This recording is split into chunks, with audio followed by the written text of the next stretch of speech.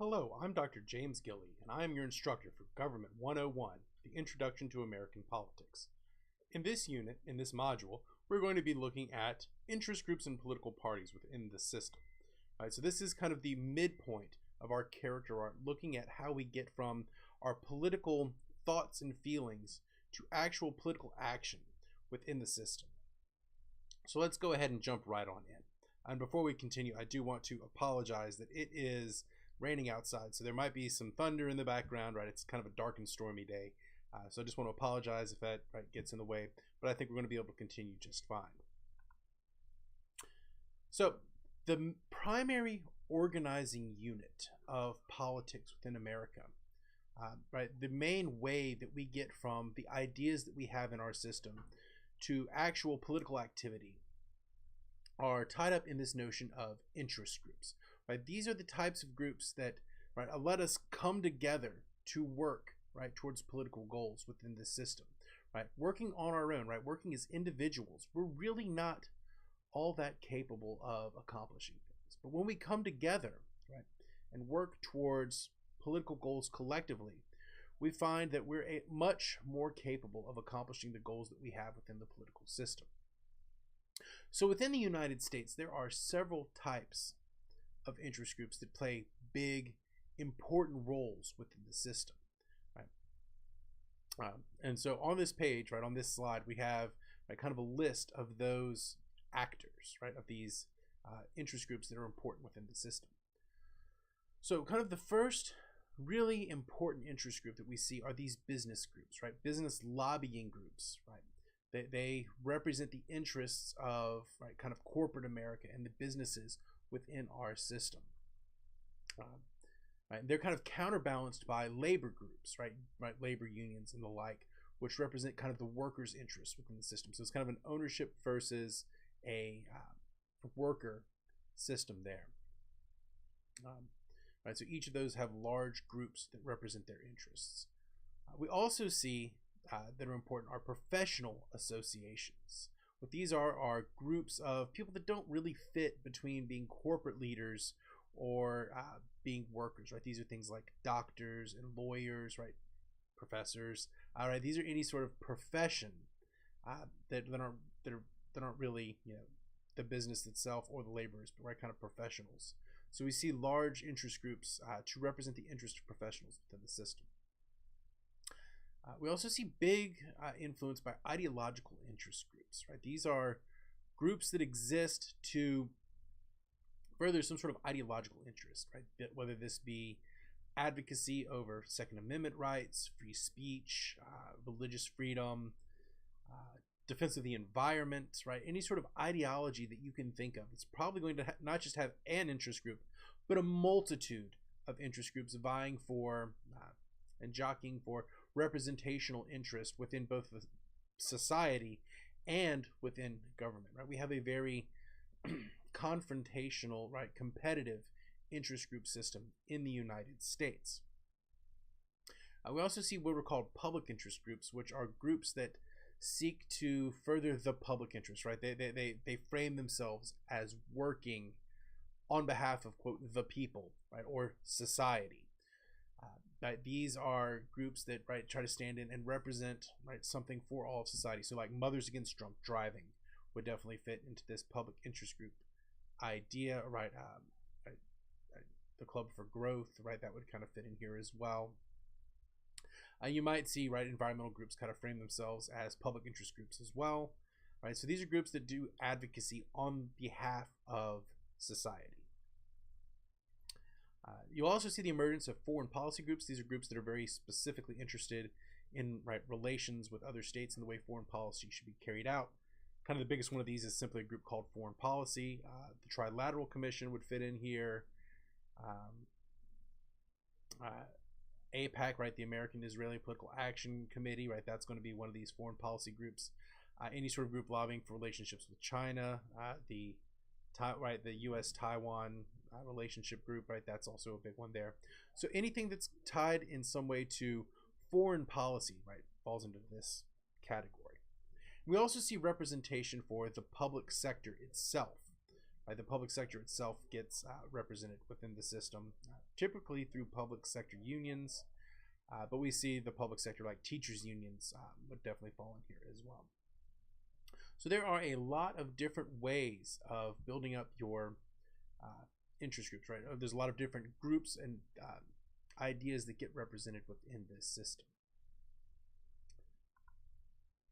But largely speaking, what we see is the need for civil society. We kind of touched on this a little bit in the last module.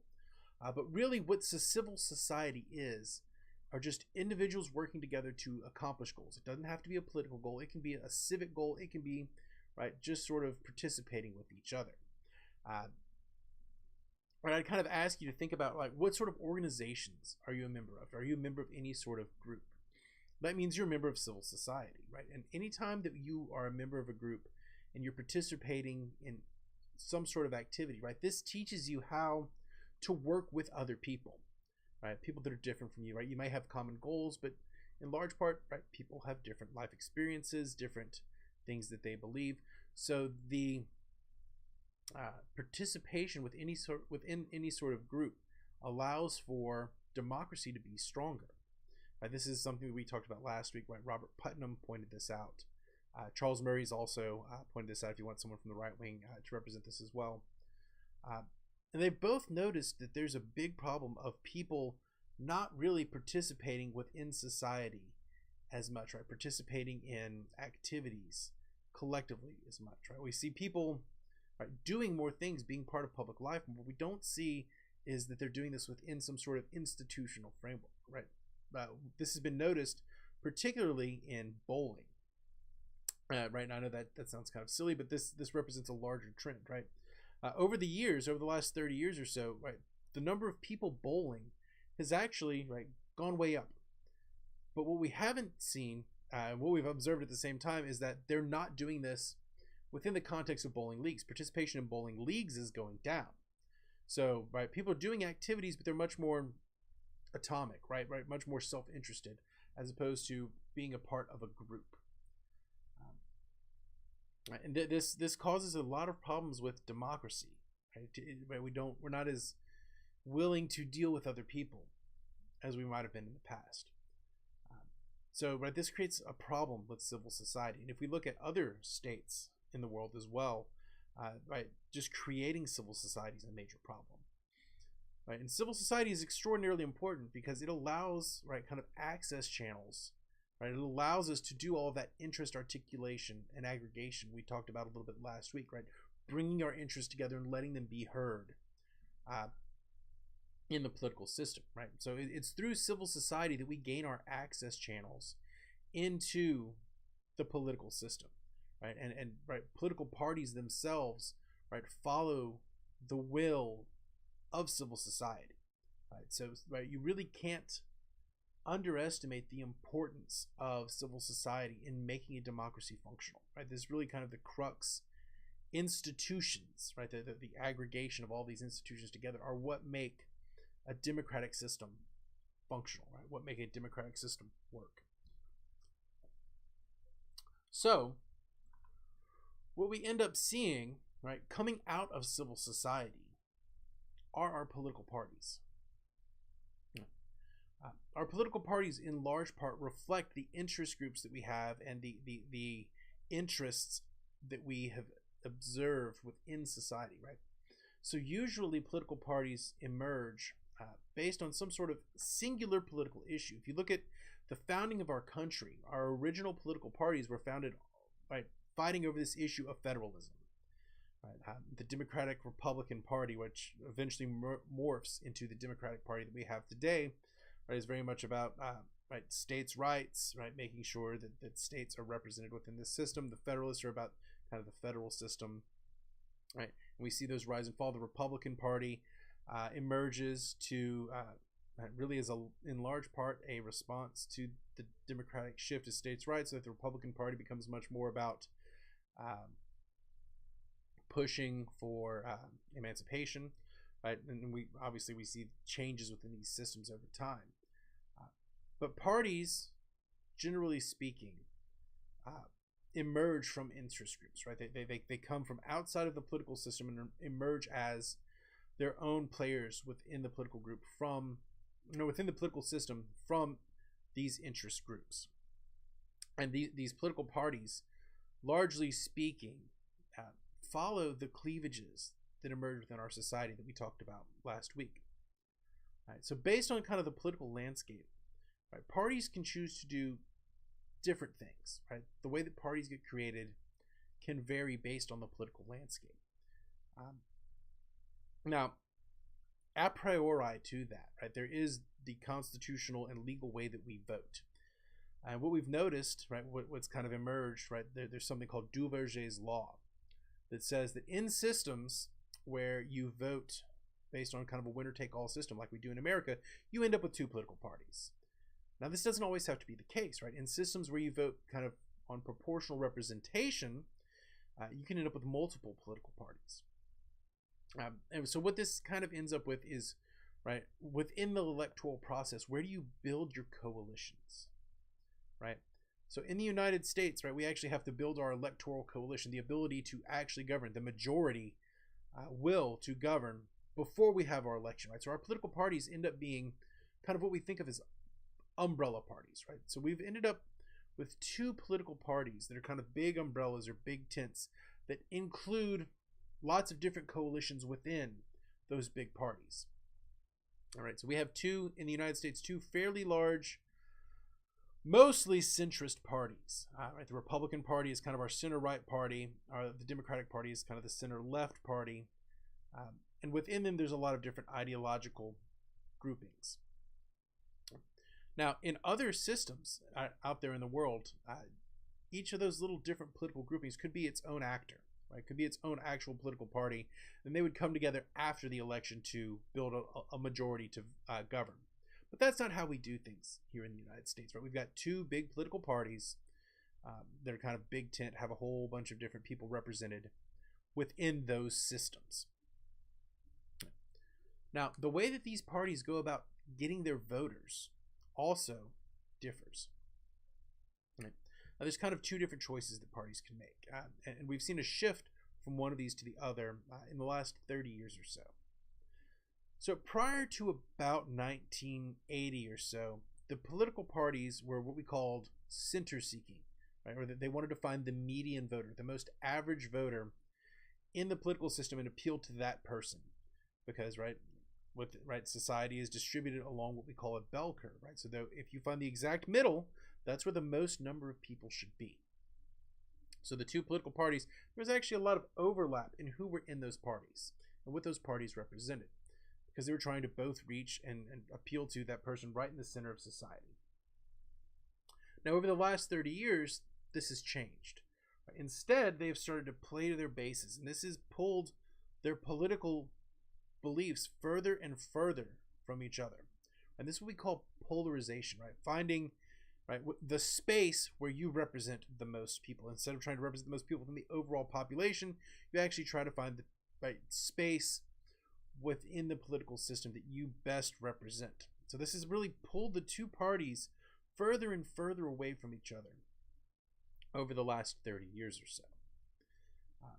Right, so instead of building kind of centrist coalitions within the system, they've moved towards the edges. Right, on the Republican side, we've seen more and more kind of right-wing nationalism. On the left, we've seen more and more of a pull towards socialistic-ish policies. So, right, we've really started to build massively different coalitions within our American political parties. And this has led to a lot of interesting kind of downstream behavior.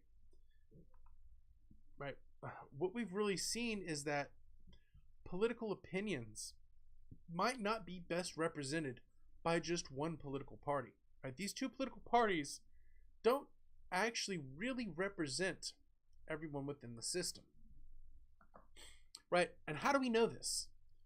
Well, the way that we know this is we're able to look at kind of an instantaneous version of our political culture. Right, this is called public opinion. Right, and as per Ronald Inglehart, right, remember last week we talked about how there were two takes on what political culture is.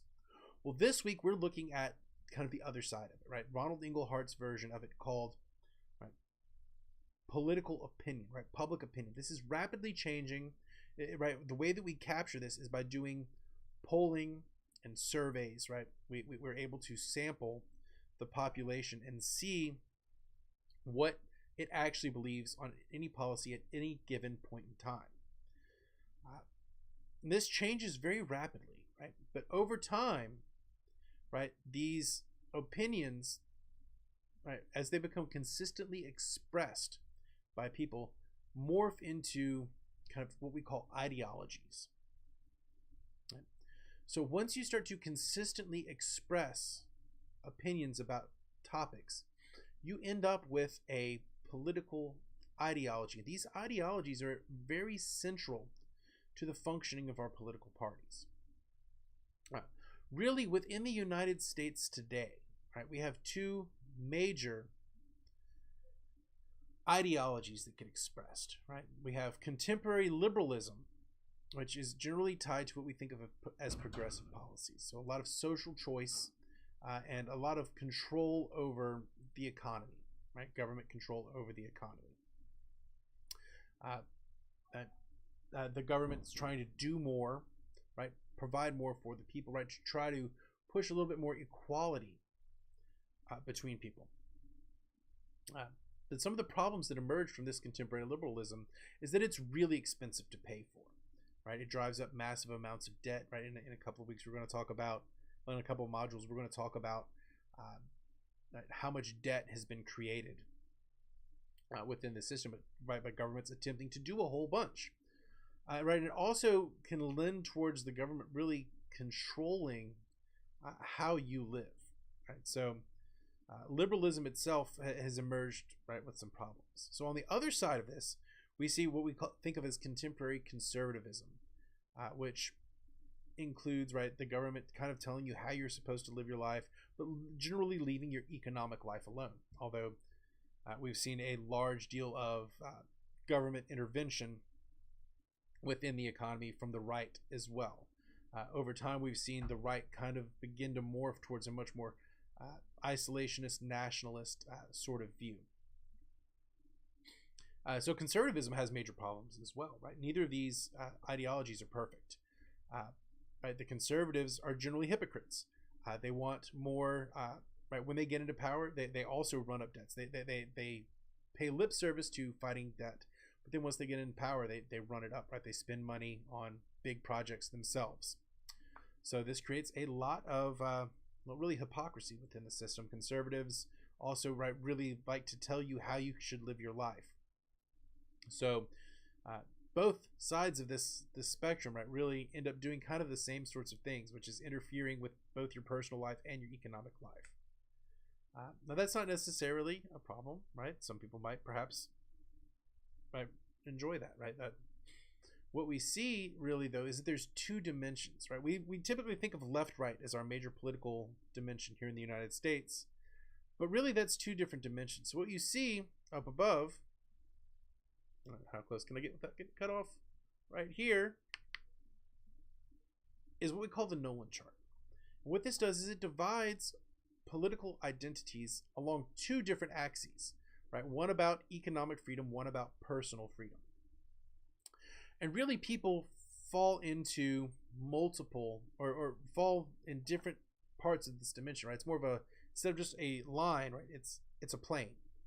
And people fall in different areas here, right? There's other major ideologies within this system, right? There's right, kind of state control of both personal and economic freedom, well, personal and economic activity, or there's, right, the libertarian element, which is all about, right, both personal and economic freedom. There's the center that it's kind of a jumble. There's socialism, which is, right, control over, right, basically everything as well. So one of the things that I'm going to assign for you this week is to actually go out and take a political identity quiz and see where you sit on this chart.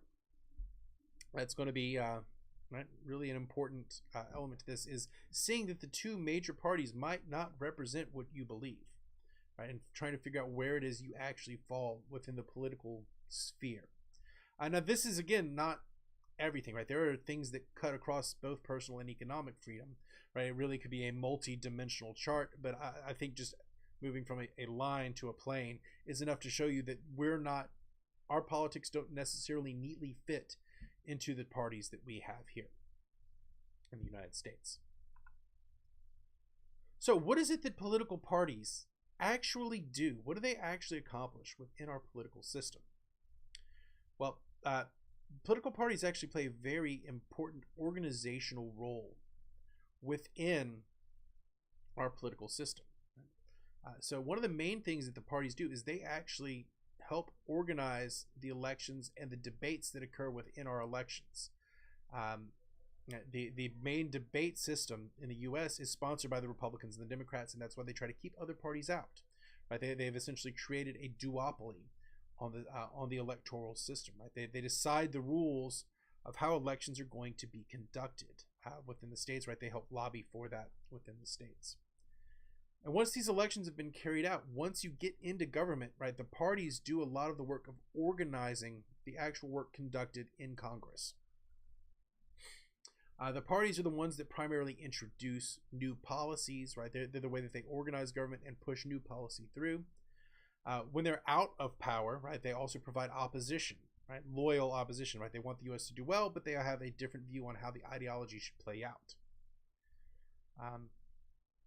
They also, right, set up the nomination process for candidates within the system.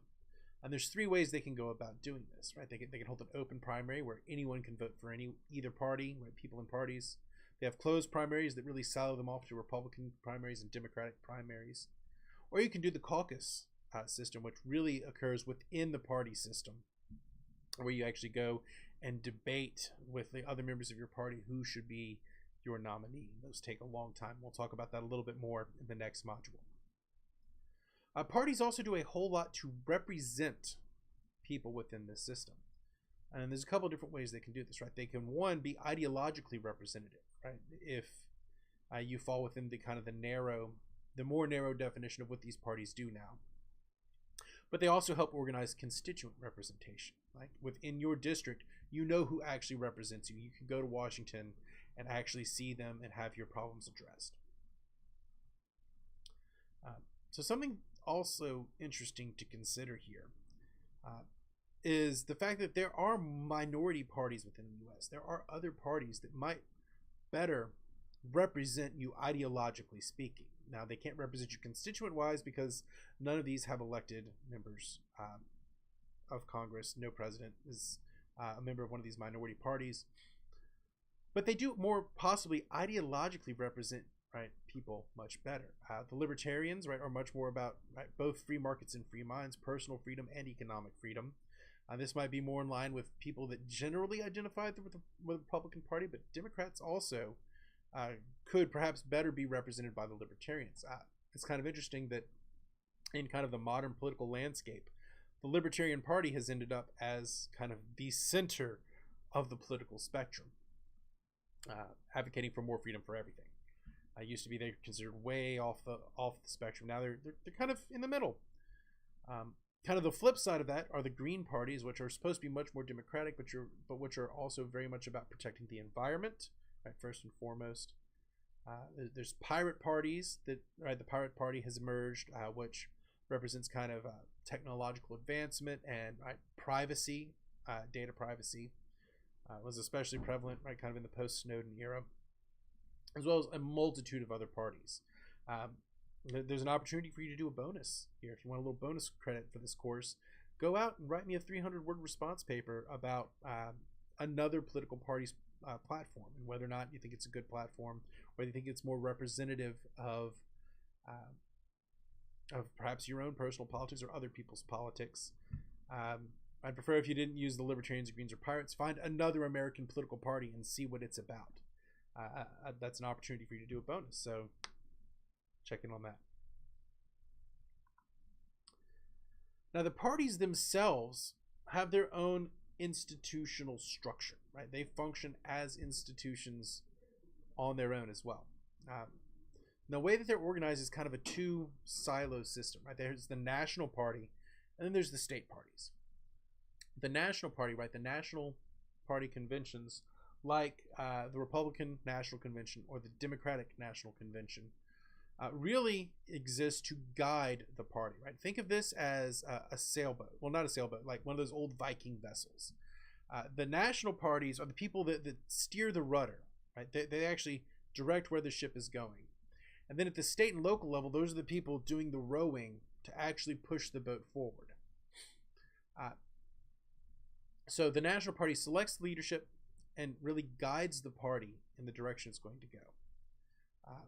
The state and local level, on the other hand, these are kind of the individual activists that go out on the ground and do kind of the grunt work of making the party electorally viable in regions and in areas. So along with that, right, we see that once we get elected officials, they fall into their parties as part of a legislative caucus, right? There's the Republican caucus and the Democratic caucus in Congress, right? And these are how we organize our legislatures. Is with these party systems, the leaders of the parties emerge through these legislative caucuses. Right? And generally speaking, the president comes from one of these two parties, and the president is considered to be the leader of that party, right? So we see kind of the bureaucrats of the party fall in line underneath the president. Now, theoretically, there's no party involved in the national judiciary, but we all know at this point, kind of who falls into what ideological spectrum, right? Who kind of is more of a conservative or more of a progressive political leader. Political parties also do a whole lot of voter registration sort of things, as well as activism, right? Getting people involved with the party, making the party look good among the population. So what we really see is that people are starting to lose affiliation with these parties, right? There's kind of a solid core of about 28% Republicans in this country, about 26% Democrats, and everyone else is not affiliated with political parties. And those numbers are continuing to drop, right? They were kind of at highs of about 45% and 43%. Republicans have always had a little bit more party identification than Democrats. So we're seeing that both of these are starting to lose their ties to the political system, right? And this is a problem, or maybe it's not a problem, right? But it's something called de-affiliation, right? People stopping their affiliation with these political parties, right? People no longer identifying as Republicans or Democrats. Now, again, there's still some level of affiliation, right? There's still a hard candy core of each of these political parties, but for the most part, people are moving away from the two major political parties. We're seeing a rise of people saying they're independents or not registered or not affiliated with any political party at all. And is that a better system? Is that better or worse than being part of these political parties? I don't know. Perhaps we're witnessing a reshaping of the political landscape right now, right? That almost seems to be inherently what's going on, at least in my opinion. I don't know. What do you think about that? Right? Is that something that you're observing? Do you really heavily tie yourself to one of these parties or not? Do the parties actually represent you? Something to think about. Now, one of the key things that these political parties do, right, is they raise money and they organize and redistribute money for campaigns. Right? So the parties are in large part connected back to these interest groups. Right? Those interest groups we talked about in the first slide, they are very heavily tied to political parties. Right? They organize themselves and organize fundraising that they pump into the parties, and the parties then pump that money back out into the candidates. So what we see is that over the last several years, last decade or so, a big rise in the amount of money involved in a political campaign. There are still limits on the amount of money that individuals are capable of giving to political parties. We are still capped at $2,500 per campaign per candidate.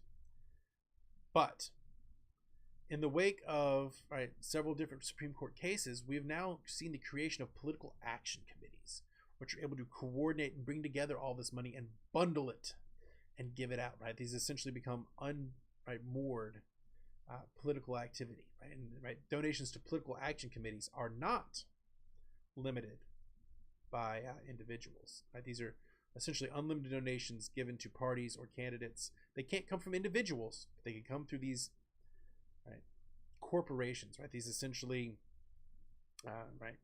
bundled together organizations that are meant for political action. So now we're seeing much more money getting pumped into the system through these political action campaigns, political action committees, which are essentially corporations, nonprofit corporations that bring money together. So part of this really comes out. This really has emerged. This funding has really emerged after the finding of the Citizens United case. And really, what that court case found is two particular things. One, money is speech, The way that you spend your money is speech, and that's First Amendment protection, That is protected by the First Amendment. The second thing that it found is that corporations, so like these political action committees, are people, They're made up of people, so that means that they are in fact people, Just because they're working together, this just allows them to function as people. So corporations are people, meaning they're given the same rights as an individual under the Constitution. So corporations have a First Amendment right to speak, meaning that you can't limit the speech of a corporation, meaning you can't limit the amount of money that a corporation can give to a political candidate. So we now see this system where political parties are largely funded through these political action committees, These PACs and these super PACs where you're bundling even a bunch of smaller PACs together. So the amount of money in the political system has gone way up. In order to get elected to the House of Representatives, that's about at least $10 million. In order to become a senator, that's about $1 billion worth of campaign finance that needs to be spent. And in order to become a president, that's in like the 10, 20, maybe more billion-dollar range to really successfully pull off one of those candidates. So money has become very heavily involved within politics over the course of the last several decades. And this is primarily directed by interest groups into these political parties. So that's this methodology of influencing the political system via money, which might or might not be a bad thing, Maybe if we remove money from politics, it just becomes about influence and people voting for whoever's the most popular in general, and we might end up with fairly similar, even worse results. So I don't know. That's something to think about there. But what we've seen now is kind of this arc that we come together in institutions, in groups, to influence the political system. We articulate our interests. Interest groups, working through political parties, influence actual candidate actors to cause change within the political system, push policy, elect new candidates, etc. So that does it for this module. Next module, we're going to be looking at actually how we carry out our leadership selection in this country, which is kind of the end of this arc. So we started with getting our politics. How do we get our politics articulated within the system? And then how do our politics translate into the election of our political leaders? So that's kind of going to be the end of this character arc. And that's also going to be the last lecture before the midterm.